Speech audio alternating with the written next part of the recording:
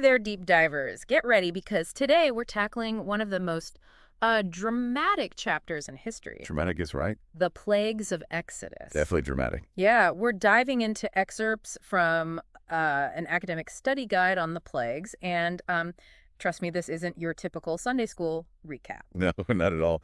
What's so intriguing about these plagues is that everyone always gets caught up in the frogs, boils, locusts, the whole spectacle. The spectacle. Yeah, but in this deep dive, we're going way beyond the surface. Okay, I like it. We're going to be looking at the patterns and the symbolism, the theological implications that have fascinated people for centuries. Okay, so the source material kicks things off by giving us three main ways people view these plagues. Right. There's the myth camp, which the source quickly addresses by emphasizing how crucial Exodus is to both Jewish and Christian theology. Right. And then there's the natural disaster theory, which suggests that maybe just some extreme environmental events could explain it all. And that's where things get really interesting. The source actually points to specific details that suggest something beyond natural forces might have been at work. Okay. The plagues start and stop on command. They're predicted in advance with very precise durations, and they show an intensity that goes way beyond any typical occurrences in Egypt. Right. And the source also mentions the localized nature of these plagues. Oh, yeah. The Israelites are hanging out in Goshen, just chilling, completely unaffected. Completely unaffected. It's as if Egypt had this invisible barrier around it, Right. letting the good stuff in and keeping the bad stuff out. Exactly. And that targeted aspect really emphasizes the moral purpose behind each plague, which we'll get into more later. We will. But even at this early stage, you can see that these events were more than just random chaos. Right. There's a deliberate, almost calculated precision to them. Okay, so we've got intrigue building. Yeah. But then the source drops this fascinating detail about the seventh plague, the hail. Oh, the hail. It specifically mentions that the hail devastated the barley and flax crops, but left the wheat untouched. And that little detail, as insignificant as it might seem, actually allows us to pinpoint the plague to late January or early February. Oh, really? Yeah, you see, Passover is tied to the lunar calendar, which means if the hail happened in late January or early February, the last four plagues, the hail locusts, darkness and death of the firstborn, all happened within a 2-week span. Whoa, talk about a rapid escalation. Yeah, it suddenly makes this not just some distant event from the past, but a rapidly unfolding showdown with incredibly high stakes. Right, so it brings a realness to it, doesn't it? It really does. It brings the story to life. Yeah. And it also highlights this growing tension between Pharaoh and Moses.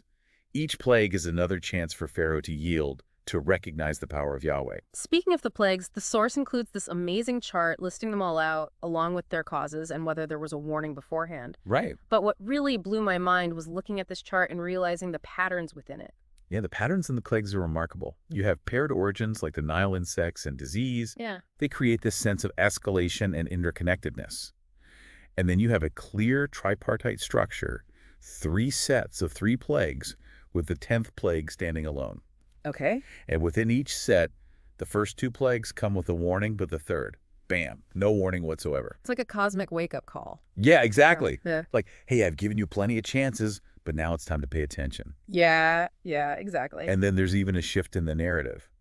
In the earlier plagues, Aaron is often the one acting, but in the later plagues, Moses takes over. Oh, interesting. It suggests a growing authority and confidence in Moses as he confronts Pharaoh. So we're not dealing with random acts of destruction here. Not at all. There's order, there's purpose, and this constant offer of mercy that Pharaoh just keeps rejecting. That's right. And that's crucial to understanding the plagues. It's easy to see them as just purely punishment, Right. but they're also opportunities for repentance. Each plague is a chance for Pharaoh, and by extension, the Egyptians, to turn away from their false gods and towards the one true God. It's interesting how Pharaoh tries to negotiate his way out of this whole mess. He does. The source recaps 4 times when he attempts to compromise, and each time he gets a little more desperate. And what I find fascinating about those attempts at compromise is they reveal the human tendency to cling to power. Yeah. Even when we're confronted with overwhelming evidence to the contrary. Yeah. Pharaoh keeps trying to bargain to hold on to some semblance of control, even as his world is literally crumbling around him. And Moses has this like unshakable confidence throughout this whole thing. It's like he knows exactly how it's all going to end. Well, wouldn't you if you had God on your side? True. But you're right. There's definitely a power shift happening as these plagues progress.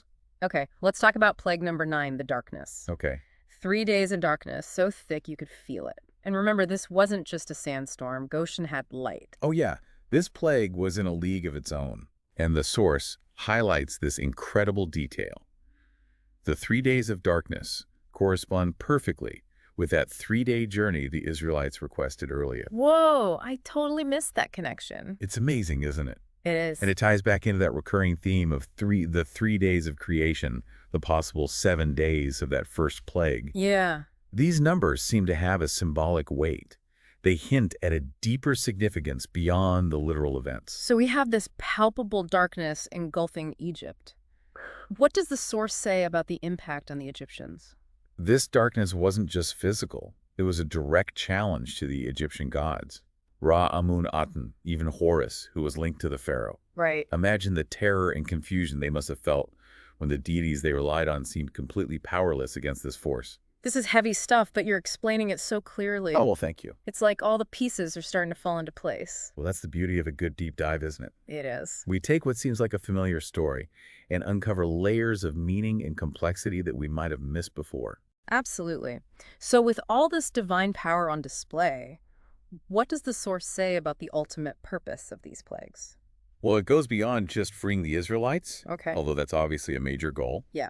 The plagues also serve to reveal Yahweh's sovereignty and authority, especially when contrasted with the false gods of Egypt. But there's also that constant cycle of judgment, I'd be your that. mercy, right? Absolutely. Yep. Each plague presents an opportunity for repentance, a chance for the Egyptians to turn away from those false gods and acknowledge Yahweh. Sadly, they miss those opportunities time and time again, but the offer is always there. So even in this narrative of judgment, there's an underlying message of hope and redemption. Absolutely. It makes you think about the choices we make in our own lives, whether to rely on our own strength or to turn towards a higher power. That's a powerful connection, and it speaks to the timeless relevance of this ancient text. Yeah. It's not just a story about events that happened thousands of years ago. It's a reflection on the human condition, the choices we make, and the consequences that follow. Okay, so the stage is set, the tension is mounting, and Egypt is literally shrouded in darkness. What happens next?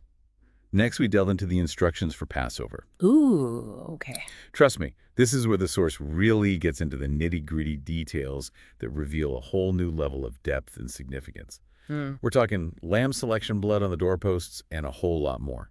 You know me, I love those nitty-gritty details. Let's dive in. All right, let's do it.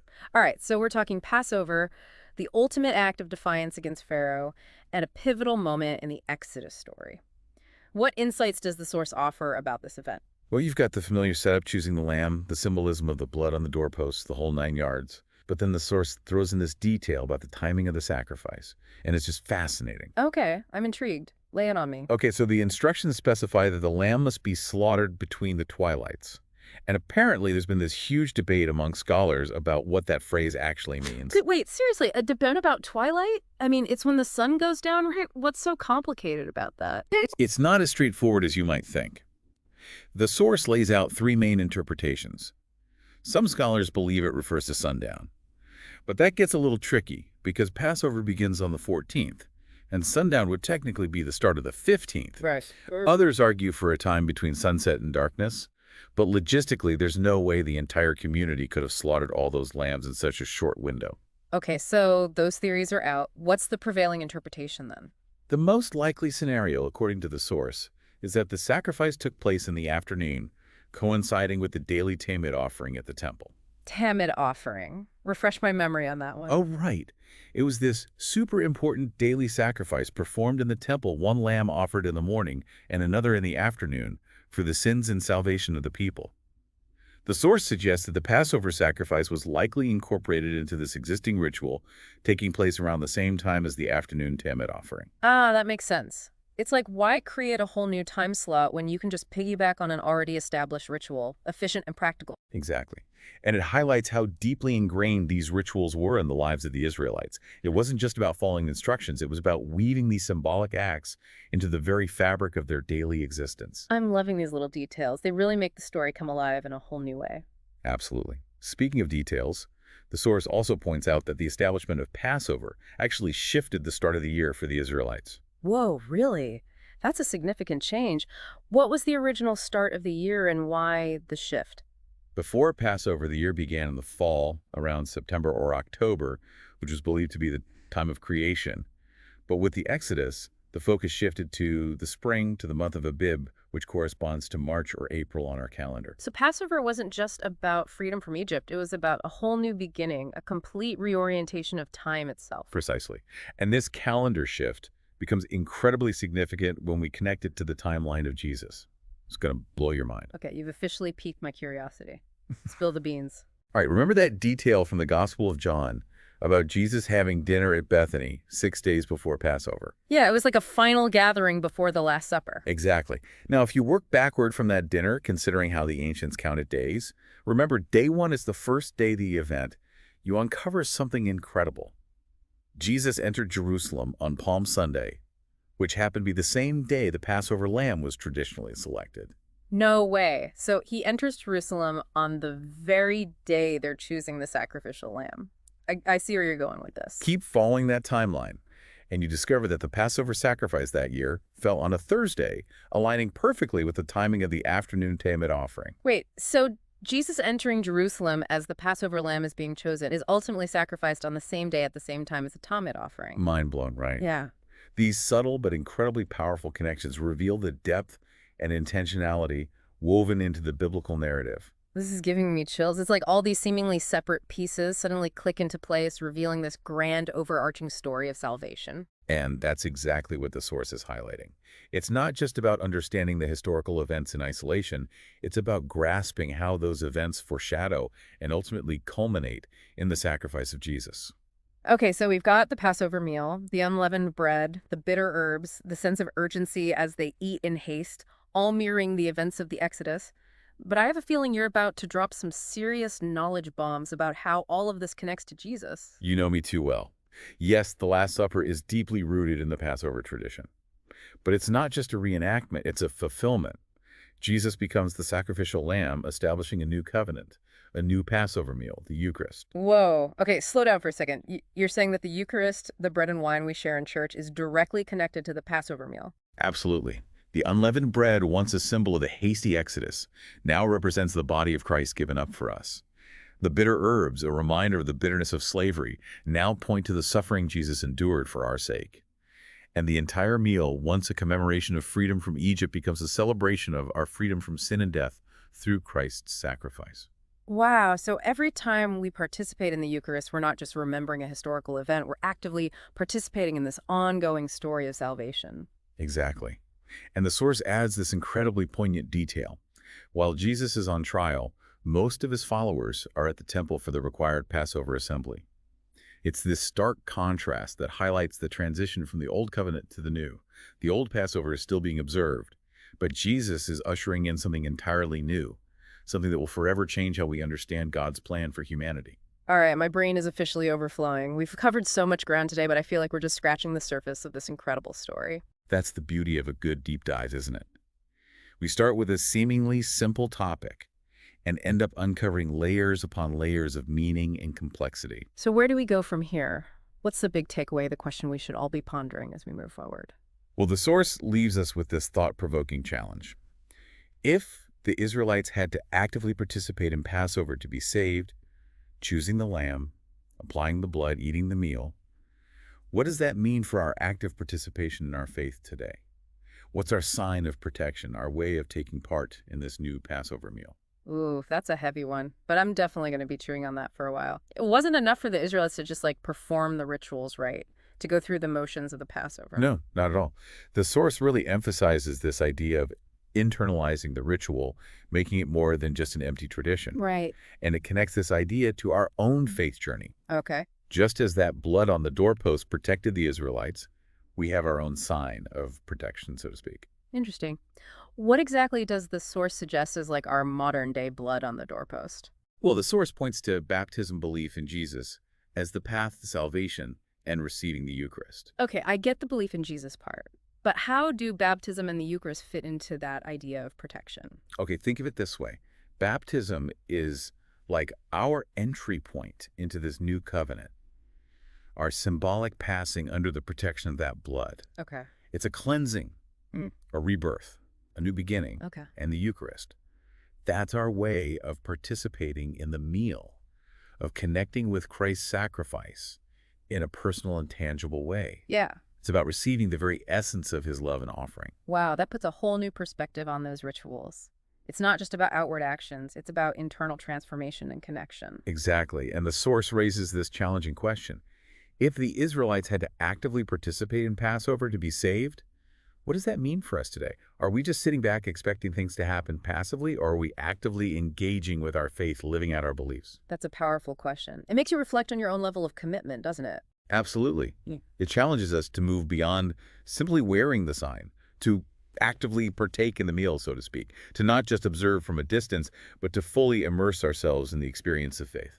This deep dive has been incredible. We started with plagues in ancient Egypt and ended up exploring the core principles of our faith. Talk about a journey. It's amazing how one topic can lead to so many profound insights. But that's the power of deep diving, exploring those hidden connections and layers of meaning that we might otherwise miss. So as we wrap up, let's recap some of the key takeaways from our exploration of Exodus. First and foremost, the plagues weren't just random acts of destruction. They were meticulously orchestrated events, each one a chance for Pharaoh to turn back to God. And of course, we can't forget the significance of Passover. It wasn't just about the Israelites' freedom from Egypt. It foreshadowed the ultimate sacrifice of Jesus and the establishment of a new covenant, a new hope for all of humanity. Deep divers, we've covered a lot of ground today. Hopefully you've gained a deeper appreciation for the complexity and richness of the Exodus story. And to leave you with a final thought, to ponder. Remember the Israelites standing on the threshold of their homes, the blood marking them as safe. What's your sign? Are you actively participating in your faith, engaging with its meaning and living out its principles? Or are you simply observing from a distance? That's a powerful question to leave our listeners with. And as always, we encourage you to explore the source material further. It's full of fascinating insights. Until next time, keep diving deep and never stop exploring the wonders of faith.